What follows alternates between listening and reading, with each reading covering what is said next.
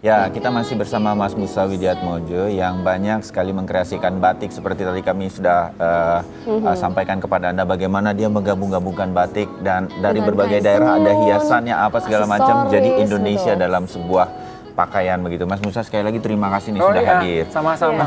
Tadi Mas Musa masih bilang bahwa ada keprihatinan begitu. Saya menangkap nada keprihatinan mengenai saya masih perlu bantuan banyak pihak supaya ini makin maju lagi. Hari Batik Nasionalnya gitu ya, tapi mau sampai di mana? Apa cuma perayaan-perayaan aja setahun sekali? Apa sih Mas Musa yang paling mengganggu perancang-perancang seperti Mas Musa sampai sekarang? Yang paling sangat mengganggu adalah apresiasi atau pemberian apresiasi terhadap nilai intelektual cipta seseorang.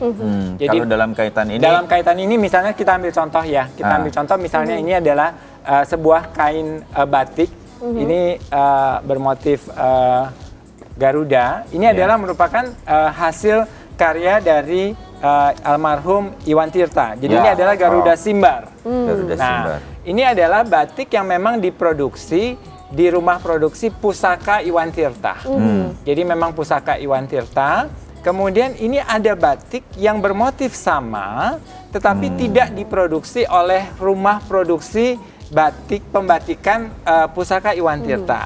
Nah, kalau dilihat bahwa secara kasat mata sudah kelihatan jelas perbedaan ini Iwan Tirta begitu kan ya. Jadi kalau ini harganya mungkin bisa 15 juta gitu ya. Karena dilihat dari teknik pembuatannya yang sangat halus, sangat rapi gitu. Kalau ini mungkin harganya sekitar 2 juta, 3 juta gitu ya. Walaupun sebetulnya kita bisa ngelihat langsung pakai mata nih, kita kalau ini apalagi kalau melihat langsung begini, ya jelas lah ini lebih tebas begitu. Tetapi pada kenyataannya kan ini karena kita bandingkan kan. Kalau ini kita kemudian tidak bandingkan, kemudian ini kita simpan. Nah, kemudian para pembatik atau para pedagang pembatik itu sendiri, saudagar batik yang itu kemudian sendiri, mengambil gambar mirip-mirip dengan Garuda ini, terus mengatakan ini Iwan Tirta. Orang kan nggak semuanya mengerti.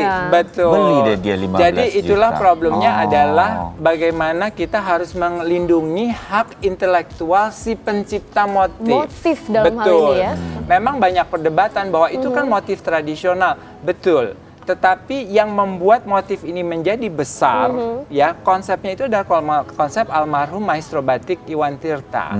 Jadi sebetulnya memang para pengusaha industri batik itu sendiri juga harus melakukan bisnis yang memang jujur. Artinya kalau memang terinspirasi. Jangan kemudian ini disebut Iwan Tirta. Betul. Kita bisa mengatakan ini inspirasi Iwan Tirta, gitu ya, atau ini motif Iwan Tirta. Dalam hal ini tidak ada perlindungan dari pemerintah juga sejauh ini ya? Saya rasa masih belum ya, masih kurang. Karena pada akhirnya juga banyak juga para pembatik-pembatik kita, kalau kita lihat sekarang adalah yang jadi problem adalah who is the next maestro batik sesudah almarhum Iwan Tirta dan Gothic Swan. Indonesia nggak ada.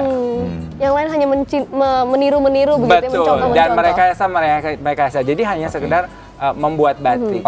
Di Hari Batik Nasional ini kita mencatat lah, menggarisbawahi apa yang Mas Musa sampaikan. Saya rasa semua kreasi-kreasi Mas Musa juga sebetulnya harusnya juga terlindung untuk kemudian tidak dibilang-bilang ini loh, ini batiknya Musa Widiatmodjo padahal bukan gitu, hanya karena dimiripkan. Nah, mungkin Mas Triawan Munaf nih kalau pagi ini ikut mendengarkan, ini bagian-bagian yang juga harus diperhatikan dalam upaya untuk meningkatkan ini sampai kalau enggak kita enggak maju-maju di situ-situ aja, cuma selebrasi atau perayaan-perayaan aja ya. Betul. Dan apresiasi masyarakat seperti misalnya kain yang saya punya ini gitu ya. Ini koleksi-koleksinya langsung Mas Musa ini koleksi pribadi saya. Jadi kain ini adalah batik tulis. Batik tulis. Bener-bener dibuat coba dilihat handmade, motifnya kecil-kecil sekali.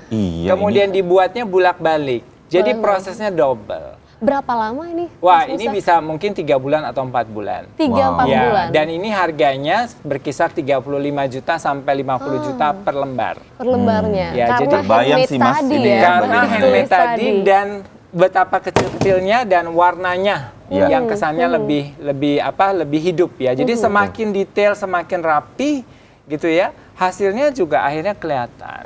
Jadi jangan nanti kaget, wah kenapa mahal sekali gitu kan. Tahu prosesnya juga ya.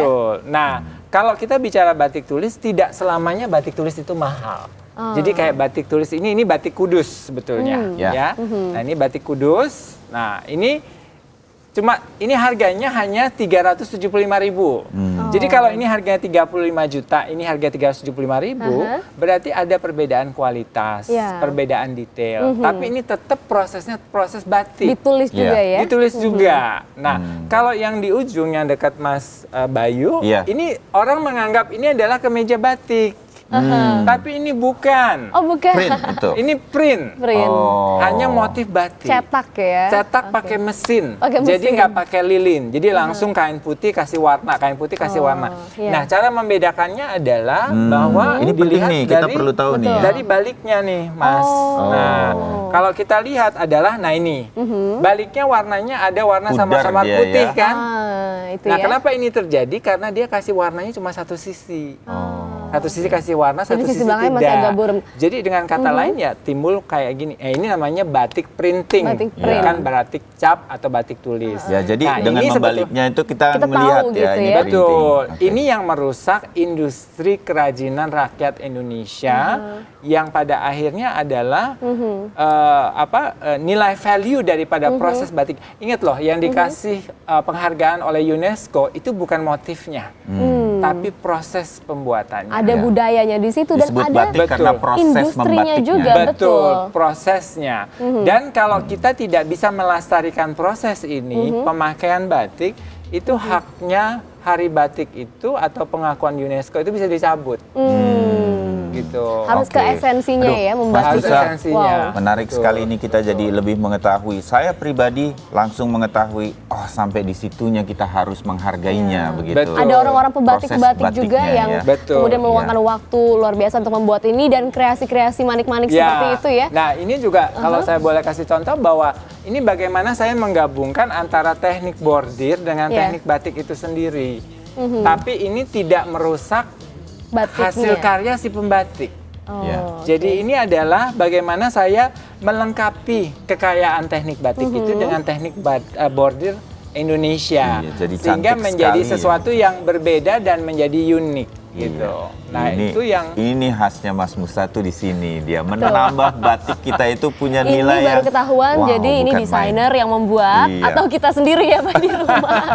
Terima kasih Mas Musa, Iya. sayang Mas sekali Musa, di Hari aduh. Batik ini kita tidak punya waktu seharian untuk membahas karena enggak, begitu habis banyak. tahun depan seharian bicara batik ya Iya. dengan berbagai macam tokoh Kalau gitu ya. perlu fashion show-nya lebih lama lagi dan Iya. lebih ramai lagi dengan Betul. koleksi-koleksi Mas Musa dan kawan-kawan Betul. lagi. Iya. Mas Musa terima kasih sekali lagi. Kita harus menghargai proses dari batik itu kemudian Betul. menjadi pakaian. Di situ kita akan menghargai mana yang harus kita hargai dengan nilai yang tinggi dan kemudian Iya. tidak mengeluh. Ya. Iya. Ini kekayaan kita yang harus kita banggakan. Kita Supaya cintai. nggak dicabut juga tuh Hari Batik Iya dong. pengakuannya gitu ya, pengakuannya di Betul. UNESCO. Betul. Terima kasih Mas Musa sekali lagi. main-main lagi ya kapan-kapan. Mas Musa. Boleh. Jadi Iya. kita Dengan punya senang hati. informasi lagi yang lain.